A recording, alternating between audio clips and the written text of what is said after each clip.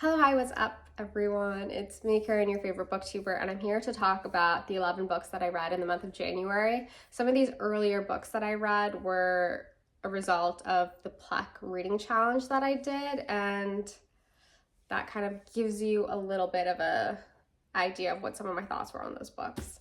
The first book that I read was Three Fires by Denise Mina.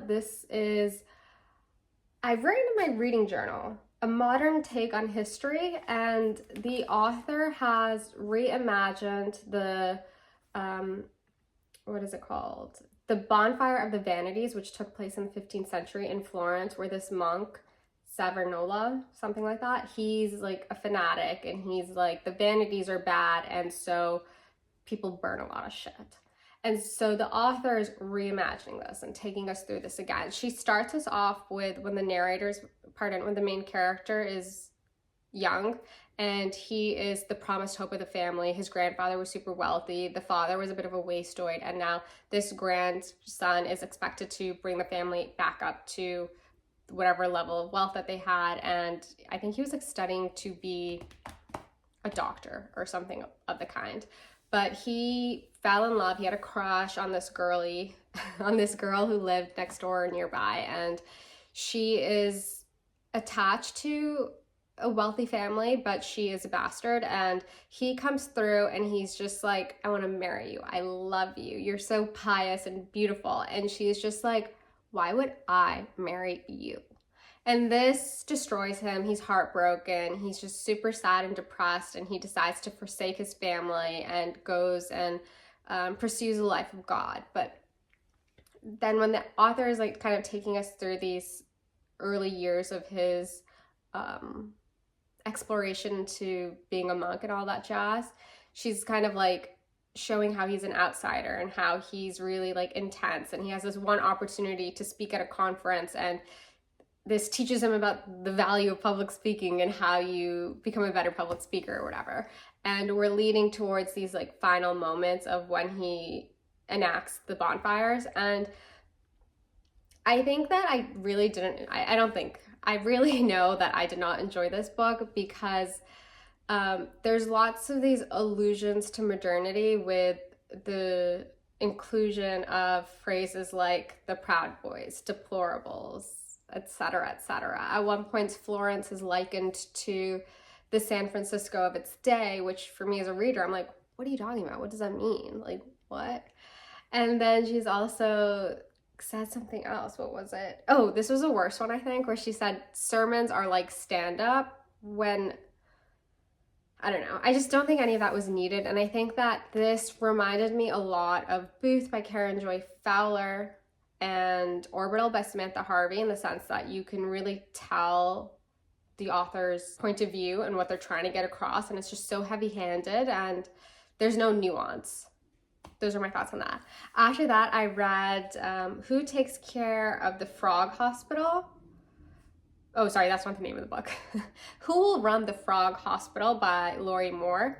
Now, this is a book that is about female friendship, and generally I don't gravitate towards books about friendship, but this was really interesting. Our main character is Barry. She's the one who's like leading the narrative. I'm pretty sure this is a first-person narration where two things are happening at the same time. We have two different timelines, I guess you could say. In the first one, when we're first introduced to the narrator, she's in Paris with her husband, and she's kind of like, we could tell the marriage is not going well. Her husband seems like a dick, and she's just recounting that, their marriage, her time in Paris. But at the same time, she's reminiscing on childhood and her friendship with her friendship with Sills, who was this girl in their town, whatever. And she's more confident, more beautiful, more sexy than Barry ever was. And looking at their friendship and the ways in which this relationship formed a lot of her character and defined a lot of her life. This book primarily takes place in New York in the 60s, very upstate New York, kind of close to the Canadian border. And the two girls, like we get to know like when they met, a little bit of their familial background, and then we fast forward to high school, early high school, I guess you could say, when Sills becomes an object of affection for this guy, and she has far more sex appeal than Barry does, and the ways in which their friendship is kind of diverging, but they're still besties. And they're working at this amusement park, and something happens in their friendship where it's like, I don't want to spoil this book, but it's in the sense that this is the 60s, Sills is dating boys, something happens, and Barry comes through and she fixes it, but she fixes it in a way that's like very morally gray, I guess you could say. And that's kind of the main thing that we're building towards. And then once that happens, we see the ways in which her parents respond and react, and her life changes. And she's taken outside of the environment she's been in, and she's somewhere else. Towards the end of this book, there were kind of like multiple points where I was like, we could end it here and I'd kind of be okay, but we kept going, and we're like seeing this story culminate with Barry then seeing these people later on in her life when she's an adult, and kind of contemplating the ways in which things changed and the various avenues that life took them.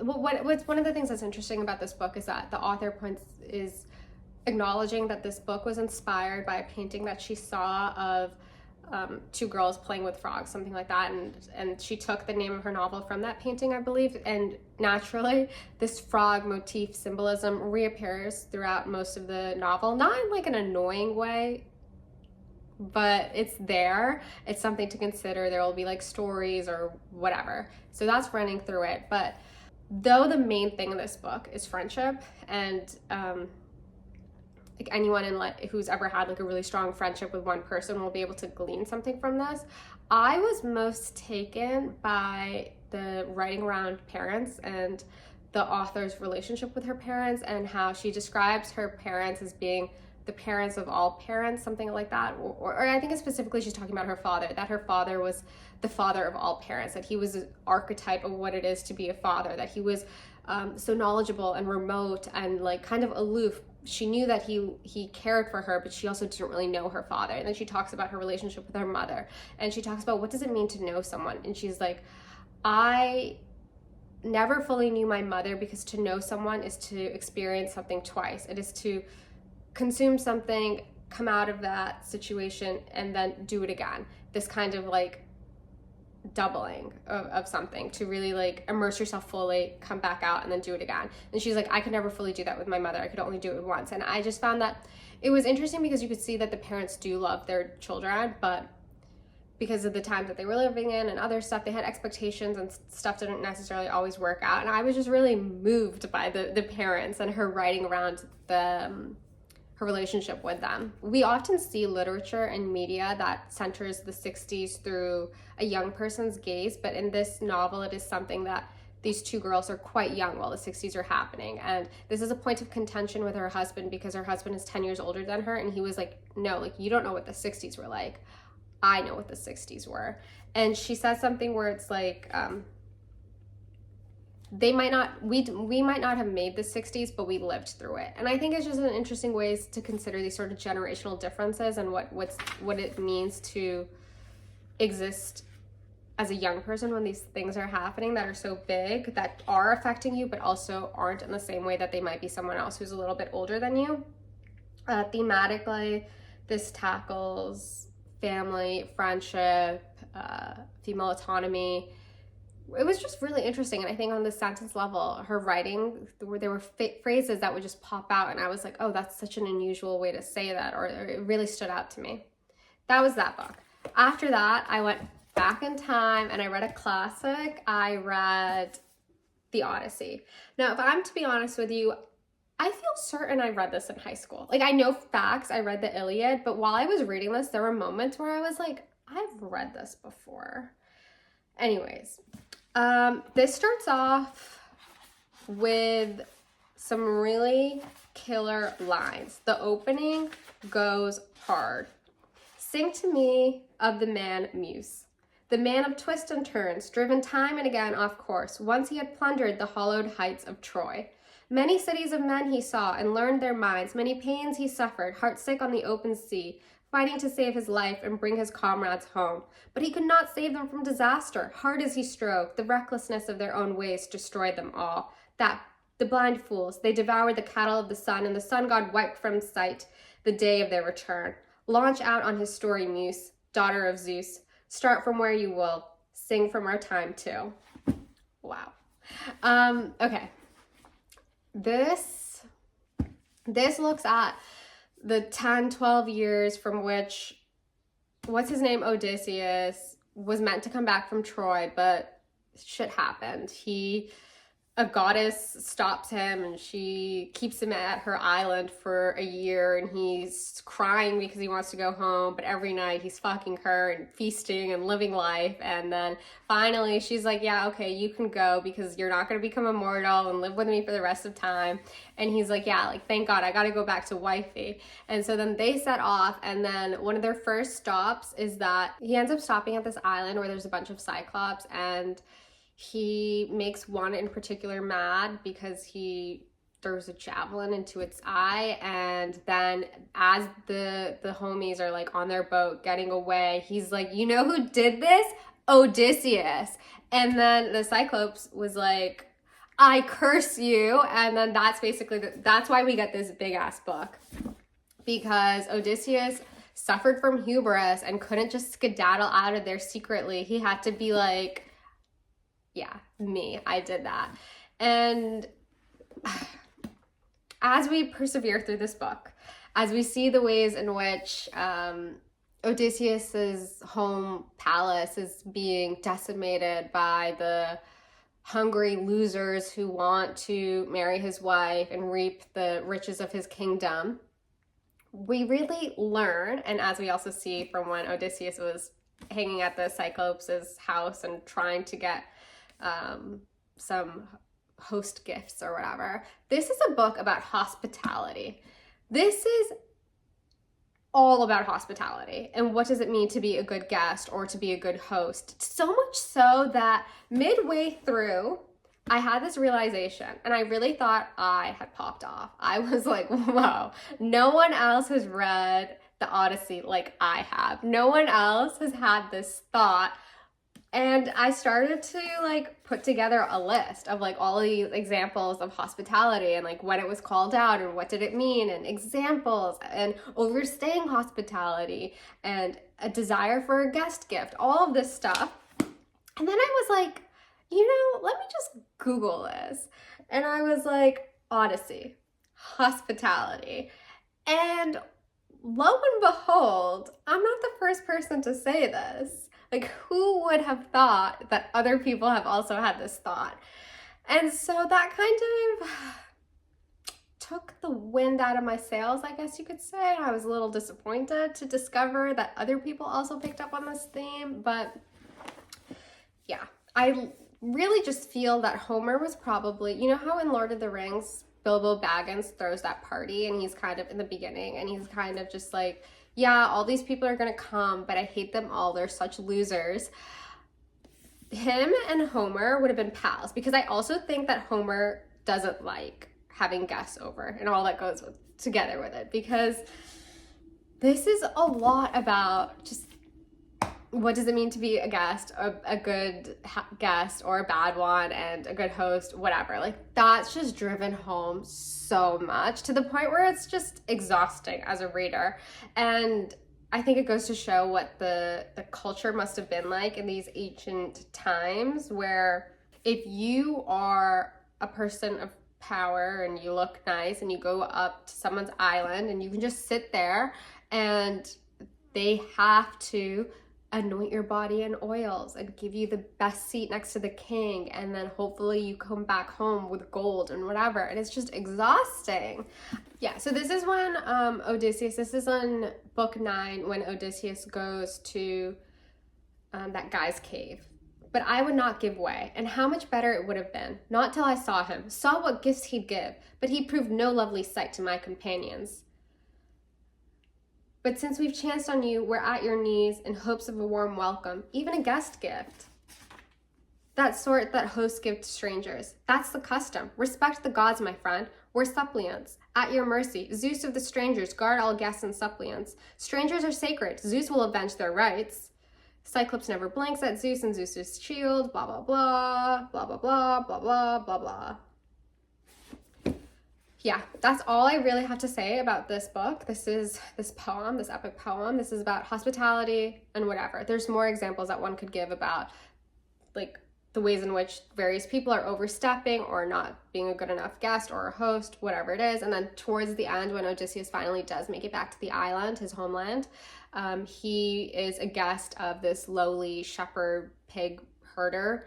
And that's just an example. This man has nothing, and yet he's such a great host, and he supplies the king, who he doesn't know is a king, because Athena's come through and she's like giving him a little whatever. And he's like, even this man who has nothing gives so much, with as much as he can within his humble means. Then towards the end, when Odysseus finally, like, in a way, I kind of thought things were going to be a little bit more dramatic towards the end. There is one moment in the final epic battle scene where there's like a move that happens that I was just like, whoa, how did he think of that? It was so cool. And I hope, because I guess this is what's his name is going to make this into a movie, I hope he includes that specific scene or death scene, because I was like, that's fire. That was really good. Those are my thoughts there. We'll move on to the next thing that I read. Oh, okay. The next 3 books that I read were romantasy. I will put timestamps, because if this isn't your cup of tea, you can skip past it. Now, Onyx Storm came out January 21st. In preparation, I reread Fourth Wing and Iron Flame. I will talk about all 3 of those in this moment. So Fourth Wing is, at its crux, a story of a girl who wants to become a scribe, who is forced into the Dragon Rider's quadrant and has to make her way forth. And what she discovers is that things are not right. Something's happening. There is some propaganda, conspiracy level stuff happening. But while she's doing that, she's falling in love. And I think this is a book that if you like, what is it called? Hunger Games, possibly. I never read them, but I think someone made that comp, and I think that's helpful for people. If you like that, you'll maybe like something like this. This is one of those, it's like a school type of story and all that jazz. And I think that's that book. And then in the second book, this all blending together a little bit. In the second book, Violet she's a protagonist, the scribe girl. She has realized she's uncovered a massive truth, and her guy Xaden has graduated from the school and he's leading a rebellion. And most of the second book, unfortunately, deals with their emotional gripes and Violet being like, how can I trust you? And Xaden's like, I can't tell you all my secrets because some of them don't concern me, and you're gonna risk the whole entire rebellion. And she's just like, but I need to know. And it goes on and on and on and on. It's never ending. Finally, the pacing of this book is a bit poor. When you get it to the 50% mark, something crazy happens and you're just like, whoa, wow, stressed. But they persevere, and then somehow Xaden and Violet leave the school. They fully announce that there's a rebellion happening, and they bring half the school with them because they reveal what this truth is to everyone. And then they go to Xaden's kingdom, because turns out he's the heir of this whole entire empire, kingdom rather, whatever it is. And so they're all there, and then they reenact the same exact hierarchy of power that they had back at the school. That is the part where I'm just like, really? Did we really need that? Personally, reading this book, one of the gripes that I have is that because it plays with this army power system, or it really utilizes this chain of command and having a codex and living by these certain rules. I, as a reader, find that to be really exhausting. It has no interest to me. But yeah, anyways, that's book 2. They're doing that stuff. Then an epic battle happens at the end. And then the third book is where things are going a little bit awry, because Xaden has done something bad and she needs to protect him or find a cure. And then they start to explore other islands, other communities, because for the whole book 1 and book 2, we've been really focused on this one country, and lo and behold, there's a whole world outside of that. Have I said lo and behold more than once already? And so that's happening. We're exploring a lot of things, and then the book ends again with another battle. I think there were definitely more things that I wanted to say about this, but that's just an overview of what's happening. Yeah, so both book 2 and book 3, book 1, book 2, and book 3, they sort of all end on cliffhangers, which as a reader is quite frustrating because you do want at least some of your questions solved. In book 3, a problem that was really big in end of book 1, all of book 2, is solved like this very quickly, very easily off screen. And we discover that, because I haven't touched upon one of the more exciting, I suppose you could say, elements of this book is that this book involves dragons, talking dragons. I point out talking dragons because in February I read a book that had dragons, but they weren't talking, and it was not fun. Dragons need to talk if they're in a book, otherwise there's no point having them. And so Violet, when she becomes a dragon rider, you're supposed to bond with a dragon. That's what makes you a dragon rider. But she bonds with 2, and that's very unusual, never been done before. And we find out that one of the dragons she's bonded with is not like the other dragons. It's a different dragon. Whoa. In book 3, we start to piece out more of that. And the way the author did this baffled me completely because I was not expecting that. There was lots of things that happened in book 3 that I wasn't expecting. But yeah, in that regards, it was kind of just like, sometimes at some moments it was a little anticlimactic, but I will be continuing with this series. I'm quite eager to find out more. And I realized that though Violet is our protagonist, she's the main character, the driving force throughout this book. And, you know, I was going to give her a compliment, but I can't really think of one. She's a protagonist, but the life and soul of this series is Xaden. He is what makes reading this all worth it. He's just like a ray of light. That's what my name means, by the way. He's just, I don't know, so awesome and delightful, and just loves her so much, and really makes the whole series worth reading. I think that's everything I'm going to say about the series until we get to the 4th book, which unfortunately, a year hasn't been announced, but I guess she said that she's going to take her time between writing it. I don't think we'll get it until minimum 2026. Actually, 2027 possibly. Who knows? Whoa, that's upsetting. Okay, after that, I read something a little bit lighter, a little bit shorter. I read The Beggar Student by Osamu Dazai. Now, this is my 2nd work of fiction by this author. I think it's so slim, you might as well just read it. You can finish it in like a morning, an afternoon, whatever it is. This is fairly, I don't know, nihilistic, sarcastic. It starts off quite, you know, like you're gonna have a lot of laughs. When we're introduced to our protagonist, he's in his 30s. He's just written a short story and he sent it off to his publisher. He knows that the short story is bad. And he knows that his publisher is going to read it and be like, this is really bad. But he has to send it to his publisher, because if he doesn't, he's like, my publisher is going to beat me up. Like, I got to get this out. And so once he's done this, he sets off to, like, on a stroll through whatever city he lives in. And he finds this kid swimming in the river. And he's like, oh my God, he's going to drown. Like, I have to go save him. But the narrator can't even swim. So he's like, I guess, like, I just have to try though, and we'll see what happens. If I die, I die. I probably will, but whatever. Lo and behold, when he finally makes it to the river, the kid is out of the river, is resting on the river bank, and they start talking, and he realizes that this kid is a high schooler. And so they set off onto this little escapade because the high schooler tells him a lie, essentially. And the narrator feels like because he is older, he needs to instill wisdom into this kid. But it's really like the blind leading the blind. They're both lost causes almost. But then the end happens, and it's kind of just a little bit like, oh, I wasn't expecting that. It gets a little trippy, a little dream-like. And that's kind of all I'm going to say about this, because it is so short, and you should probably it's so easy to read. It's not going to take you that long. After that, I read a nonfiction book, The Churchill Sisters, The Extraordinary Lives of Winston and Clementine's Daughters.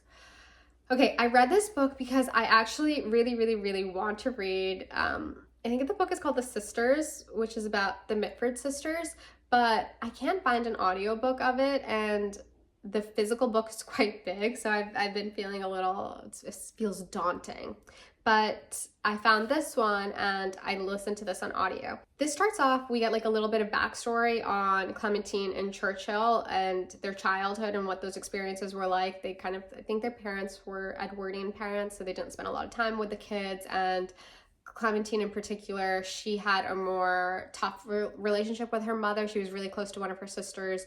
That sister died quite early, and then the other sister was the mother's favorite, so that was like a bit of a contentious relationship. The mother, her name I think was Blanche, which I really like that name so much, but it will forever be tied to A Streetcar Named Desire. Like, you can't really separate the two.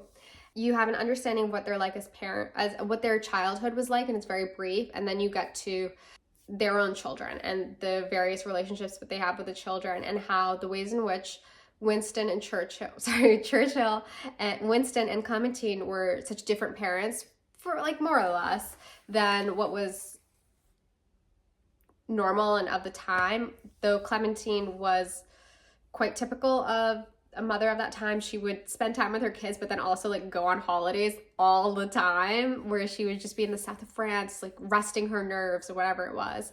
And Churchill, though, was quite an involved father in a way that's very unusual for the time, and he really doted on his children and he loved them so much. It is quite endearing. I think this is a really interesting read because if you were to read, I haven't read a biography on Winston Churchill, but I suppose if you would, it wouldn't focus so much on Winston Churchill, the family man, and it's interesting to see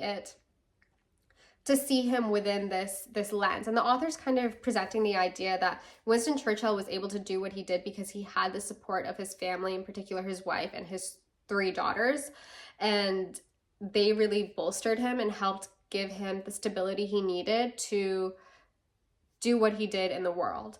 And one of the other things that we learn is the ways in which Clementine and Winston had a strong marriage, and they really were like loved and respected each other, and the ways in which that was a blessing for the children, but also a bit of a curse because of the 4 children, because they also had a brother, only one of them really has a successful marriage. And it's interesting to like consider that and all those things. There's a lot of material to work through on what like familial dynamics and relationships that I thought was really interesting. So you have the eldest daughter, Diana, and she's someone who doesn't always have the strongest relationship with her mother, and you can see as she has like some mental health problems later towards her life how she will be cruel to her mother or will return to childhood arguments about that. And it just really goes to show that like sometimes like things from childhood just don't go away. So that's that daughter. The second one is Sarah, and Sarah is quite charismatic and she's really smart. I mean, I think they all were, but just whatever. I felt the need to say that for some reason. So she ends up having many unsuccessful romances, primarily because she would pick men who kind of reminded her of her father, but also these men did not respect her career, and she was very career driven. She was an actress, and then towards the end of her life, she becomes a little bit of an alcoholic, but she did also write a lot of poetry, and I was quite successful, I think, or it seemed like it was critically acclaimed, and it did make me want to read some of her poems. And then there was the youngest daughter, Mary, was born the last. She was the youngest child, and I guess it also goes to show that sometimes when the elder children were born like more so during a time of a little bit of instability within the Churchill familial life, and you can see the ways in which that affected their upbringing, but yet the youngest child, Mary, spent most of her childhood at their familial estate, which starts with a C. I've forgotten the name of it. It seems really beautiful. I looked up photos of it. It's very like idyllic British countryside living. And she has like a very stable family life. And it's as if you could say that she has some of the best qualities of Diana and Sarah, and she's able to just persevere through life. And you see the ways in which the war affected them and the ways in which the girls, all three of them, you know, did things for the country, and they were just really active. And this was really interesting, but I would say that the author's writing does get to be a little very repetitive. It does feel a lot of the same phrases were used, and it would be like, so-and-so could have had a career in politics, but this da-da-da-da. And it's like that said about all three of them. But I don't know. I found myself a little bit annoyed towards the end with some of the repetitions in the language. It isn't necessarily the strongest in that regard. And then the other thing that sort of annoyed me a little bit is that we only got one mention towards the end of the novel of Winston's affairs. And I think that, considering that this is a book looking at the three sisters and the lives that they led, and you could say like, it maybe should have focused a little bit more on the sisters, but it's hard because this was such a strong family unit. It's quite admirable to read the ways in which they feel so protective of their father and their familial lineage and the legacy. It's really like heartwarming and admirable. But so you have to like mention a lot of things that's happening in Winston Churchill's life, or like politics life, but there's only one mention of his affair and extramarital affairs. And I think that we needed more of that, because I do think it's important, especially as this is considering like the sisters, their own lives and their relationship with their parents. Like, I'm sure there must have been thoughts and feelings that the daughters had about this break of trust. And it is mentioned like when Sarah is involved with men that she shouldn't be, or briefly the brother's wife having an affair with some guy. I think a book came out, The Kingmaker, which is all about her. I want to read that. But yeah, that was just something that I thought we could have had a little bit more of, just to help flesh out the story a little bit more. After that, I read Mary by Nabokov. This was his debut. And I have to say, I really do enjoy reading debut novels of famous authors. I think it's quite illuminating. You can just see where they started to where they go, contemplate if you see the themes that they became known for, if the buds of those themes are here in their earlier work. And I think that this book, in the same way that Run River by Joan Didion is boring, like this is also kind of boring, but it's not bad. It's just, it is what it is. This tells the story of this young guy living in a boarding house in Berlin, and he's in exile from Russia, and he is in this boarding house with other Russian exiles, and you're seeing the ways in which his life is sort of interacting with theirs, but it's not very plot driven. The protagonist realizes that there's this guy in this boarding house who he hates, and his wife is coming through to visit, and he realizes that his wife is the narrator's, not the narrator's, because it's not really the narrator's. This is told from a very like distant third, I guess you could say, from the protagonist's first love, that is the same woman. And this realization allows him to embark on a series of reminiscences. He's thinking about Russia, and just a very like idyllic pre-revolutionary Russia, the green pastures, the beautiful flowers, the sky. This is a lot about nostalgia and the ways in which like Mary and the summertime Russian countryside are united, and the ways in which ultimately like you can never return to that. And that's what this is about. It's a lot about nostalgia and the state of being in exile, and what does that mean, sort of. Yeah, I think that's most of what I want to say there. Oh, no, that's actually not everything I wanted to say. I think what's also interesting here is that because they're all living in a boarding house, it provides like an interesting space for us to consider these different characters who otherwise wouldn't really interact, and they all get together for a shared meal like once or twice a day. And I think that's a really interesting setting, and I kind of wonder like, I don't even think like in what environment does that happen now in this modern day and age. But some of the things that I noticed here was that Earlier in the novel, the main guy, I've forgotten his name, he was like in part of his endeavor to make money was an extra in a film, and he feels like quite annoyed about this because he's thinking about the ways in which his shadow was used in this film, and this idea of like cinema and film and the shadow is this thing that repeats throughout. And I think midway through the novel, when we start to learn more about Mary, there's something about how his shadow came forth and spoke. And I think the second self is an interesting concept. And the protagonist is also really spends a lot of time describing perfume. And then also eyebrows are something that is really big in this. Okay, that's that book. After that, I read On the Calculation of Volume 1. There's going to be 7 of these. So far, only 2 have come out. I read this book. Now, I was feeling, okay, let me tell you what this is about. This is about a woman who wakes up and experiences November 18th again. And she is the only one who is aware of that. And we basically see a year of November 18th. And on the, like, just under the basis of that premise, that is not something that I would be drawn to. It sounds really like annoying, but when you read it, it's so gripping and just so like, wow. So basically this woman who's experienced this, she wakes up in Paris because she's gone off to go buy, her and her husband have this business of rare and antique books, whatever. So she's off in Paris to do that. She wakes up and she experiences the same day, and then she like naturally panics. So she eventually returns back to her home with her husband, and she tells her husband, and he doesn't like argue with her. He's just like, oh wow, like okay.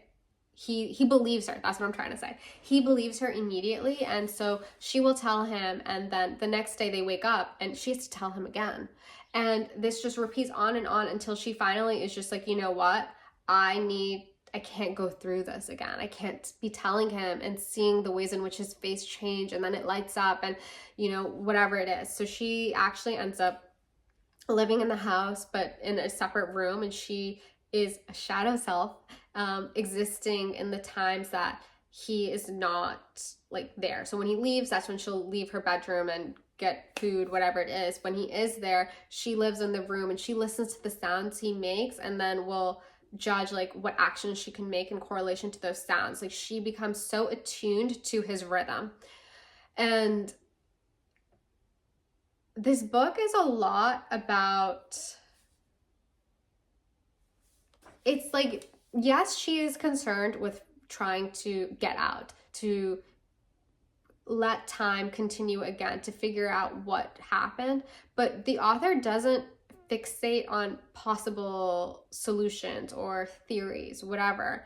Instead, this book is more so concerned with a sort of like, I don't know, existentialism or an ennui, just this like sense of what is the meaning of everything. Though the same day is repeating and her husband is doing the same exact thing, and the November 18th over and over and over again, the narrator is aware of the fact that she still is changing and she's growing distant from her husband.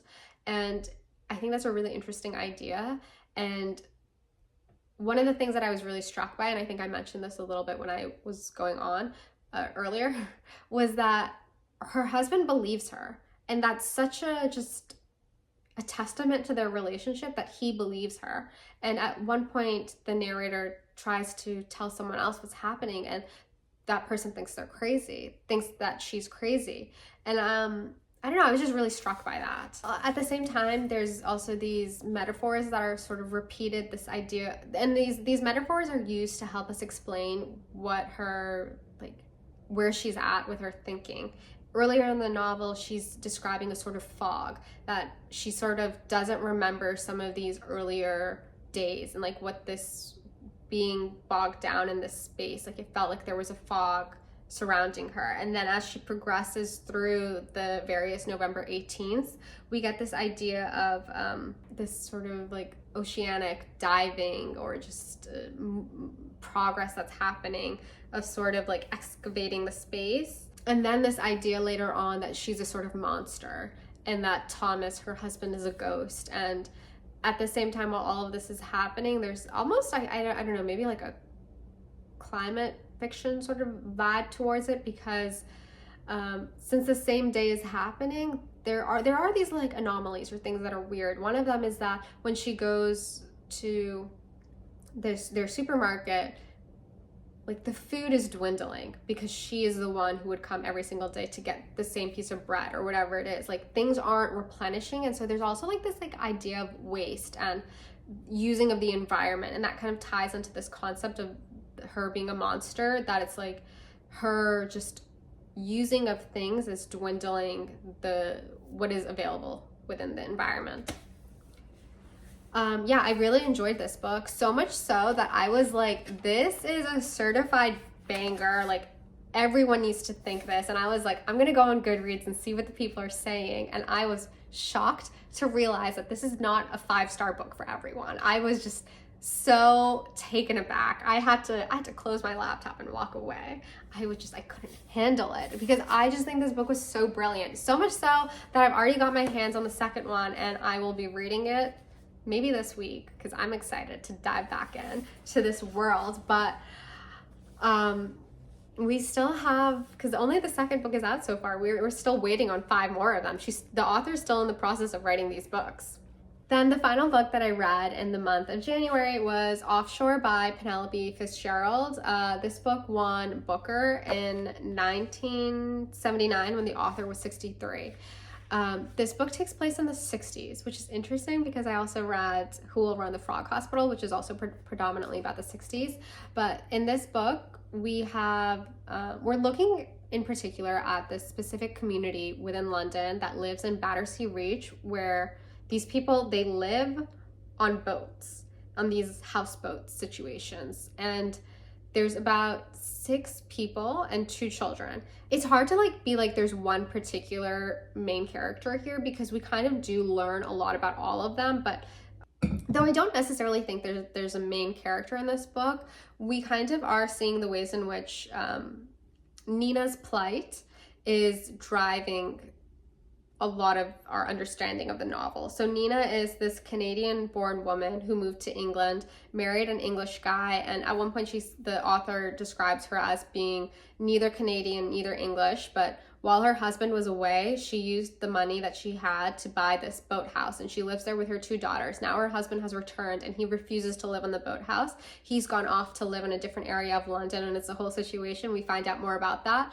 And when we're introduced to all of these characters, to all of these boat people, they're meeting at the house of Richard, who's the only one who's the most like secure in his boat, and they're discovering that one of the characters wants to sell his boat. And that's like interesting because in this meeting these characters are referred to by the names of their boats. So I had to like put together on the back of my paper, I was like what their actual character names are and what the boat names are, just to keep everything straight. But this book is looking at the different characters who live here, and this really is like a motley cast of characters. You have Richard, the former Navy officer who's now a guy in insurance. We have Nina, whose husband's left her, and her 2 daughters refuse to go to school, and they just like are such a delight to read. They really like brought a lot of light to this book. You have Morris, who's a prostitute. You have a former painter, and then you have this like couple who's a bit we don't know as much about them. Those are the characters that were met. Those are the characters that we meet, and as we progress through the novel, we find out more about the ways in which they think and how they think differently from each other, and how that affects the ways that they like move and shake in this world. And then this was a really unusual read because I just had no idea where we were going or what to expect, and things constantly surprised me. And when we got to the end, or when I was starting to get towards the end, I was just like, I don't know how this is going to wrap up. I don't know what's going to happen. And then the ending happens and I'm just like, whoa, I need more. I just need more, because it's such a ambiguous ending. I'm not sure I've done a good job talking about this, but I was really, sorry, there's like all these birds just fluttering about doing their thing outside. This is what I'm gonna read what I wrote in my reading journal. This book is plotless, a motley cast of characters who live on boats in Battersea Reach. The novel revolves around Mina, who wants to go back with her husband. Her children are skipping school, but they're good kids. At the end, everyone is going separate ways. The lifestyle is not sustainable, but the ending is very open-ended. Okay, those are all the books that I read. I would love to hear from you. What books did you read in January? What did you like? What did you dislike? And with that, I'll see you in the next video. Bye.